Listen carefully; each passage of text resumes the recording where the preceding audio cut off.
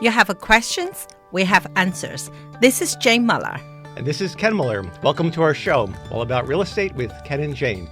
For today's show, Jane, we're going to continue the topic about the sales comparison the last 5 years. We had a lot of feedback that people want to hear more about the condo townhouse. Yes, market. because last time we picked the single family, Right. a lot of time, right, when this data, if you do the total, right, that can be, that's hard to compare because the total number including land, condo, townhouse, 55 plus, and multifamilies and single family. Last time we picked one big section, which is a single family, to discuss. Yes, we had a lot of feedback and how about the condo and the townhouses. So today we're going to take some time to go through those numbers as well. Right. And specifically the numbers we're talking about are from the Central Jersey MLS, and they're for the sales comparison data from 2017 through 2021. We're going to look at the 5 years. the number of listings, the average prices, and the number of condos, townhouses sold. That's correct. The reason we did the 5 years, like last time I mentioned, sometimes the trend is hard. There's not a straight line, so we need to look at the longer period so we can have a better understanding of the market. Yeah, Right. What happened. Okay, so let's get to it. What are the numbers telling us for the closed prices for townhouses in the last 5 years? First of all, the 2017 in Central Jersey MLS total closed 2,702 units. That's including condo and townhouses. 18, actually, the number went down, become 2,590.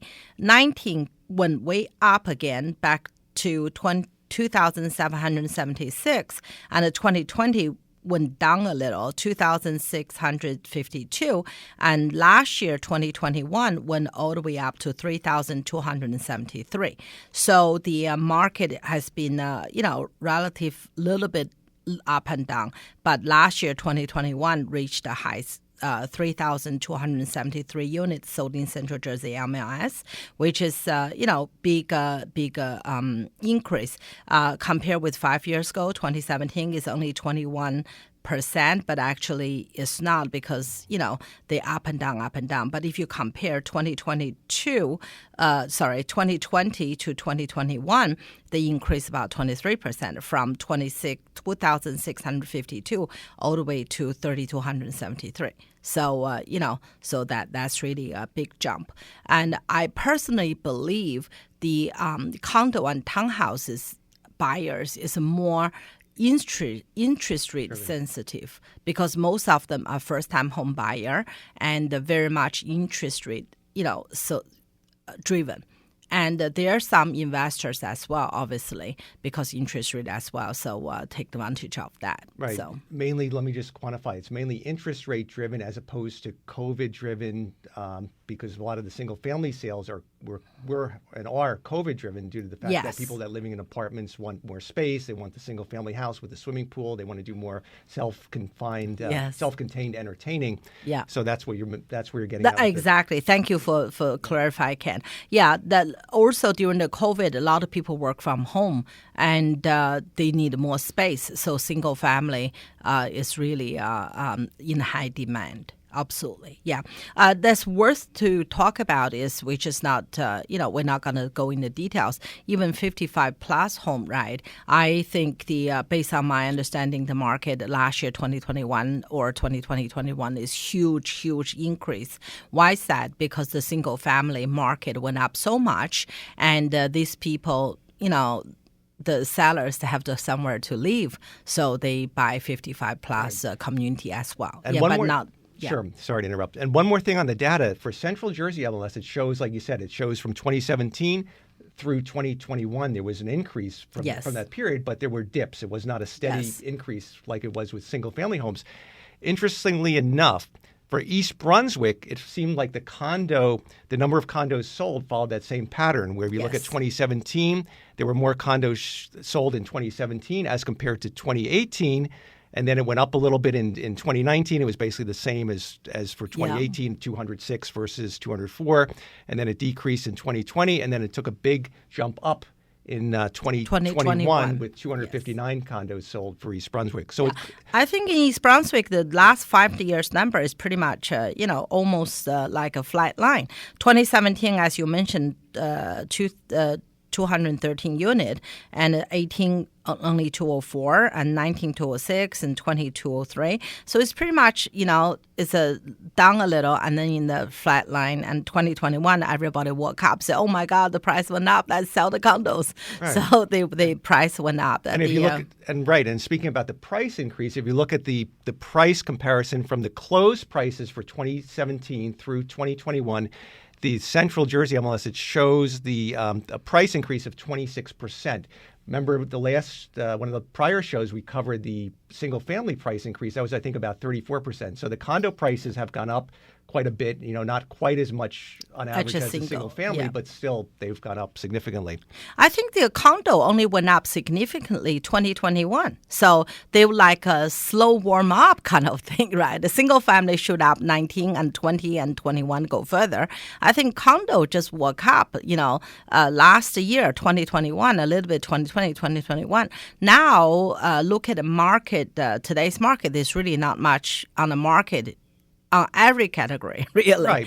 Single family, townhouses, condo, and the 55 plus is really, short of inventory at the moment. Yes. Right. And the days on the market also had that steady decline as compared, similar to the single family homes. Yes. Whereas if you look at 2017, the condos and the townhouses were hanging on the market for maybe 63 to 69 days versus 2021, a little bit over a month, 39 days for the Central Jersey, about 37 days on average for the East Brunswick condo townhouses. So on average, my personal feeling is like a little bit take a little bit longer than the single family, the condo townhouse. The day of market, because even in the 2019, 2020, 2021, especially 19 and 20, there's a big line for the single family open houses. You have 30, 40 family line up. But a condo is not that bad. A condo is pretty much, is still, as I said, it's not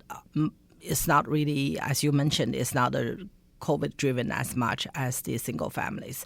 But is people want to take advantage of the low interest rate, why pay rent, right? So in certain instances, your rent, if you have a very high down payment, if your credit is good, had a even better interest rate, your monthly payment could be equal or even lower than the rent you're paying. So I remember when I was young and 20-something, and my girlfriend got engaged, so she have to move out. She's going to get married. I said, oh, my God, now I have to find a place.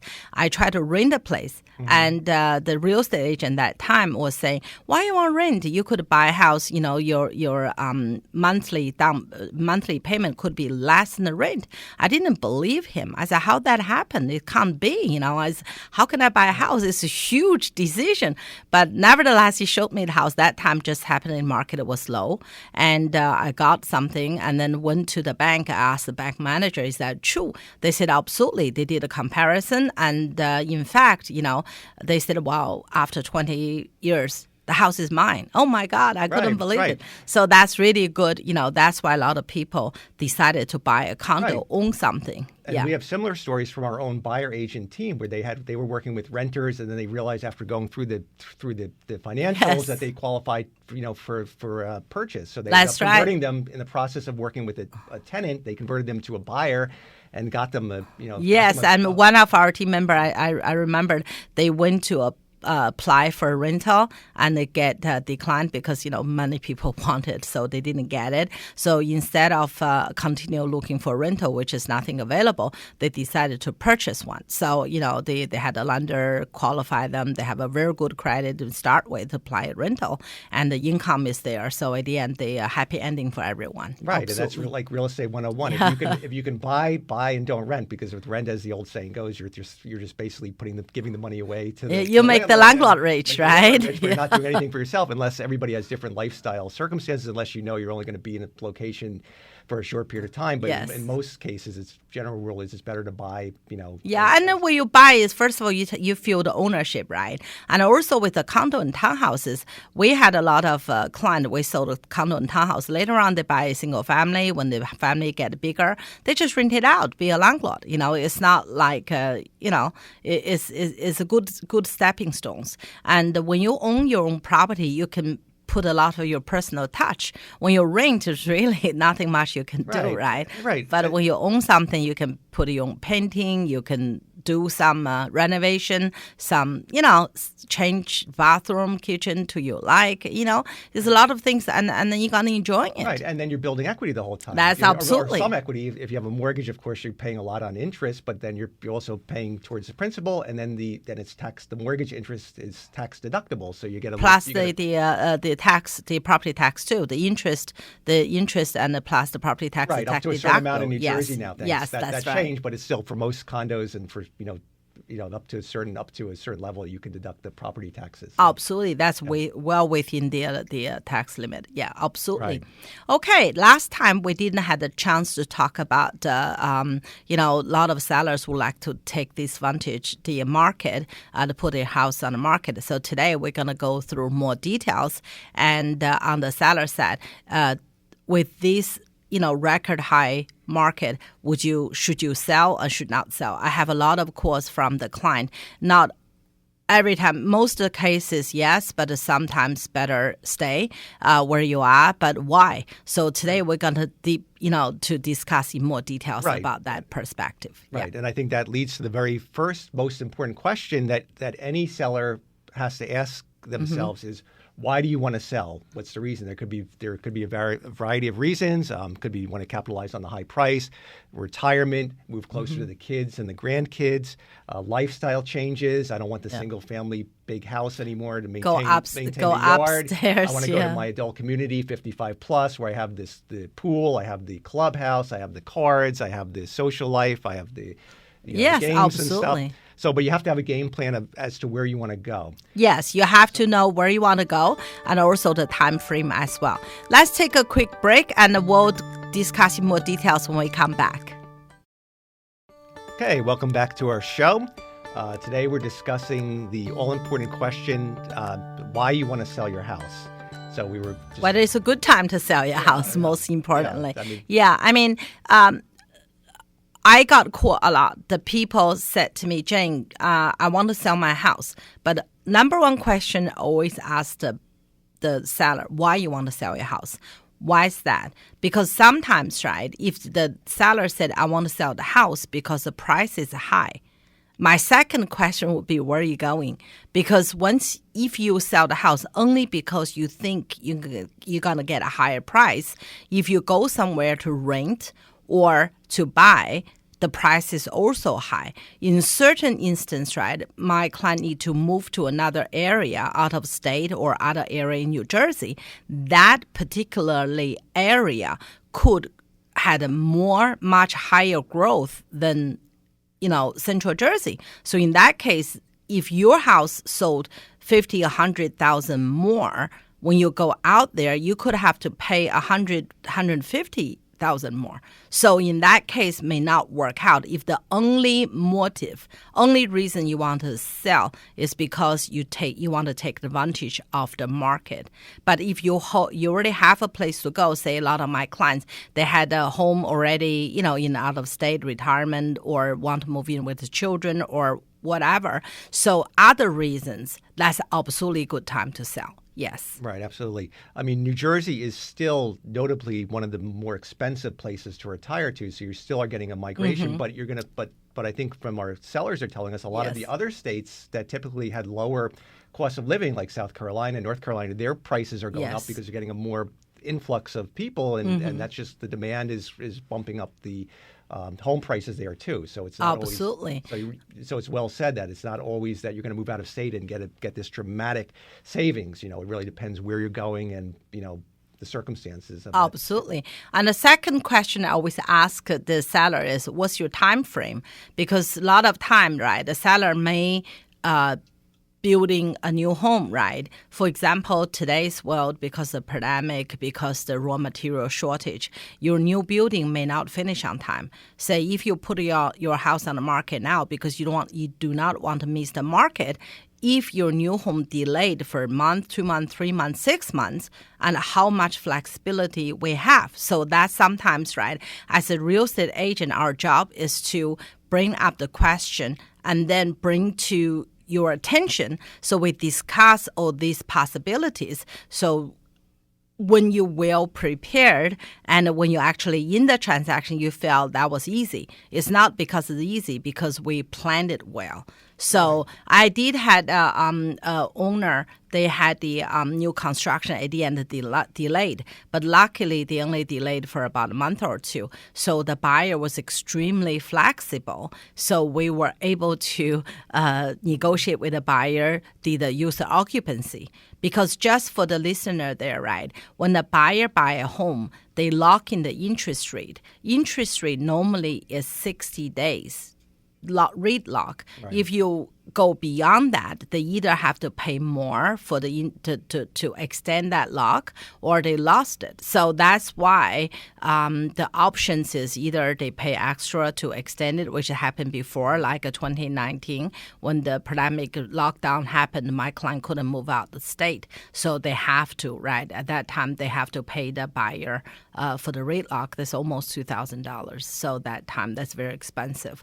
And secondly, in this case, the new house wasn't available, so we were able to talk to all parties to agree to close, and then had a user occupancy means. And we should explain, I think, to the listeners what that is. A U&O, as it's known as, typically means that once the house is sold, the seller retains possession for a set period of time and pays the buyer it's rent, but it really isn't rent because it's not classified as a landlord-tenant relationship. But they pay them a per diem rate, and then they have to give them the additional time to live there. And so even though the buyer owns you've closed title, it's the buyer owns the property, and the seller just retains the possession. Yeah, generally it is not a rule or law. This is just generally practice, right? Normally the rent, as you mentioned, it's not really rent, it's a per diem. The cost, right, for the seller is a buyer's cost. So, if the buyer do us a favor, let us stay, so they shouldn't lose money.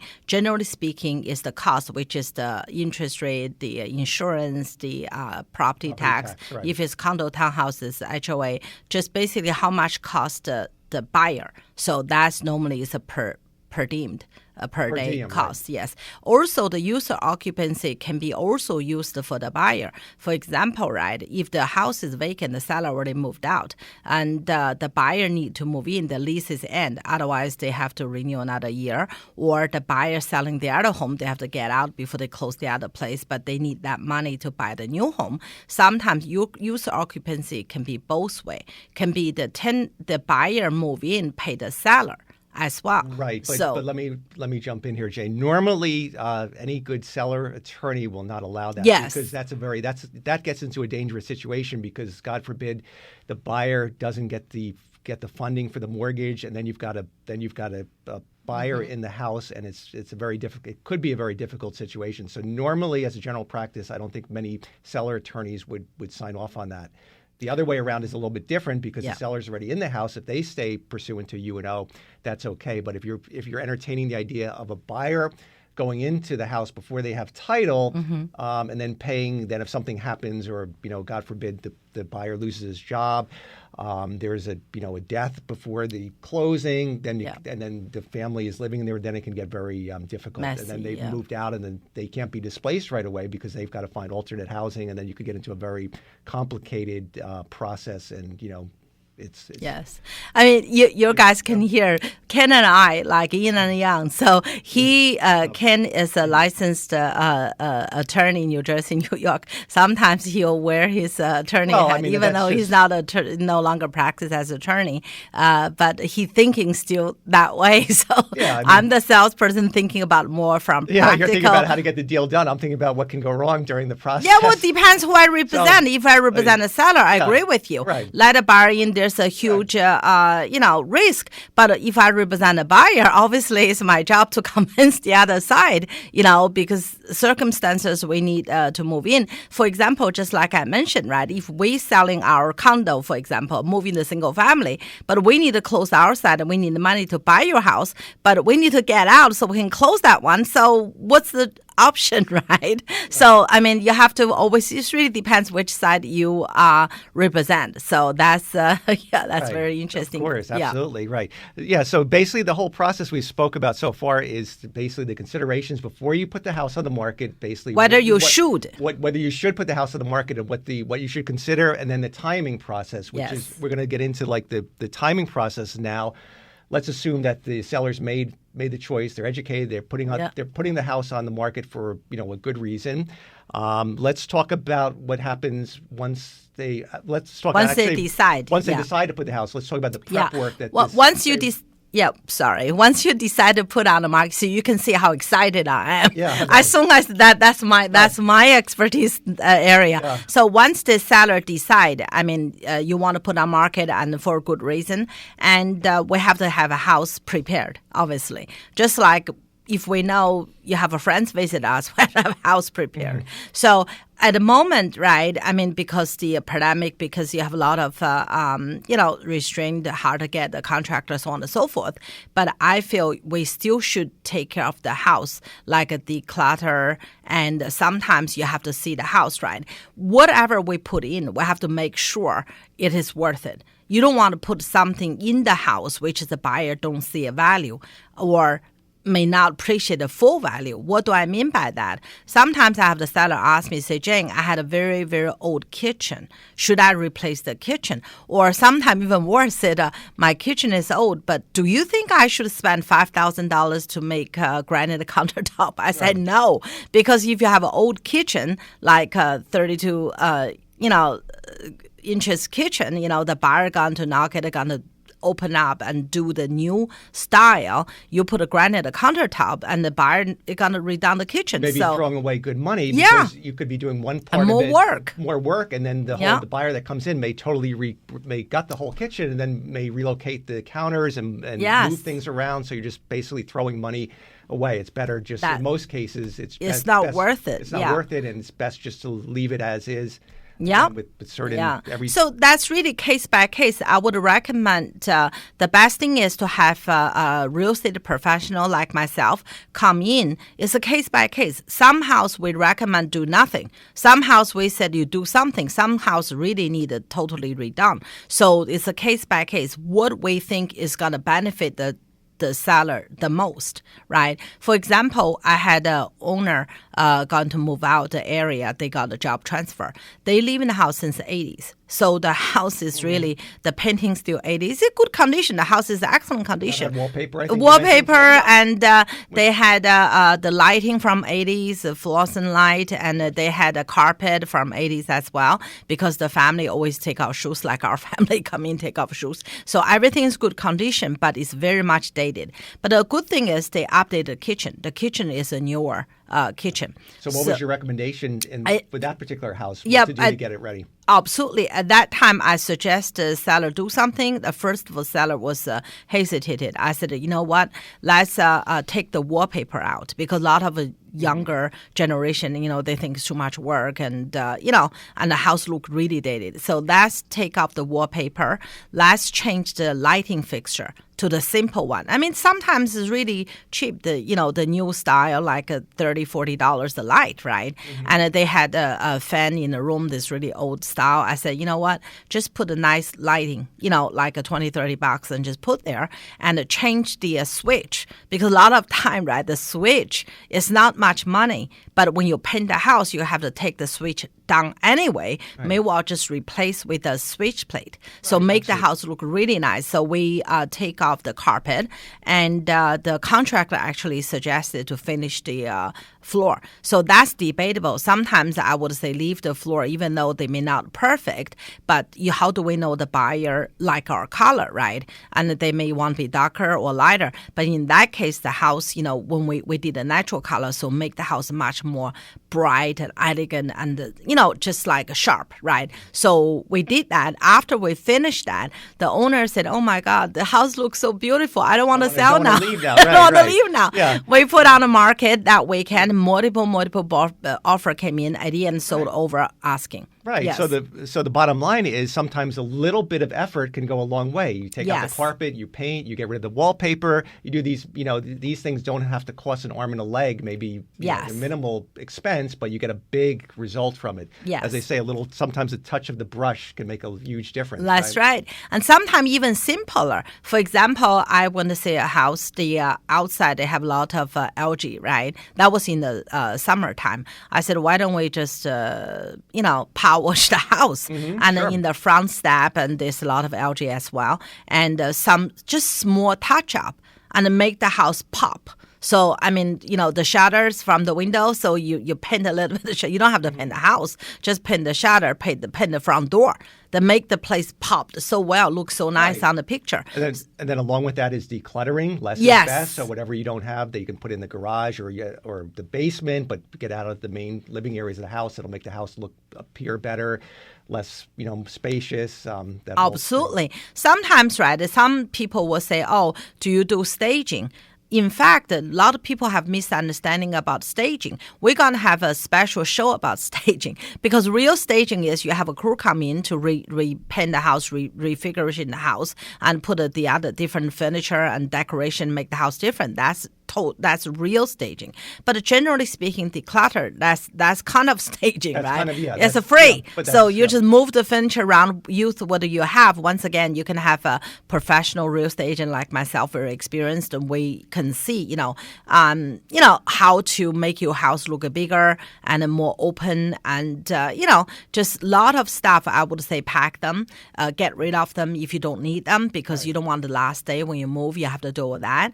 And secondly, right, and I would recommend to put everything, pack them, put in the garage rather than the basement because if you put in the basement, you got to lug it out again. Yeah, you have to get out. Plus, make basement look smaller. If you put in garage, put in the middle because why? When we do the home inspection, like the inspector need to go around. That's good. They want to see the perimeter. They want to see the garage walls. Otherwise, they'll put a disclaimer in saying it was blocked by the storage. So absolutely. So you put in the middle of the garage as long as the people can work around it. And most the buyer they know it's a garage. Garage pretty much a standard size. So you don't have to worry about you stack them up, take almost all the space, right? So that's really not a problem. So not going to affect showing the house itself. Okay, good. So we covered a lot of good points. We're running out of time. So basically the prep work, basically the timing, and then basically I think we can summarize the prep work by saying that open, bright, less is better. Is more, less is more. Think about a little paint here and there, some nice LED lighting, and you're set. And declutter it, and then you're almost ready to go. And the yard as well. I want to mention something about the yard, right? Especially now in the winter, right? There are a lot of leaves, right? Hire a guy to get rid of the leaves, make the outside look as good as possible. Not only the yard, but also the gutters, the leaders. Nobody likes to go to a house and see the gutters are filled with leaves because that to them sends a message that the house is not being maintained. And they have that perception. So clean out your gutters and make sure the house, shows. Yeah, have it ready. Ready to show. Yeah. So we got to have a special guest later on talk about decluttering and also how to staging the home, make it better. So. Okay. Thank everyone for listening. We're out of time. We'll see everyone next week. Thank you very much. Have a great weekend. Be safe.